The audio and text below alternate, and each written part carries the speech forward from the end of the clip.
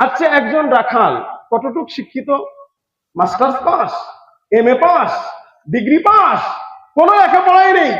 এরপরেও একজন রাখাল এই দুর্নীতি থেকে বেঁচে গেল কোন শিক্ষার দ্বারা? বলেন না কেন, কোন শিক্ষার দ্বারা? দ্বীনি শিক্ষার দ্বারা, দ্বীনি শিক্ষার দ্বারা।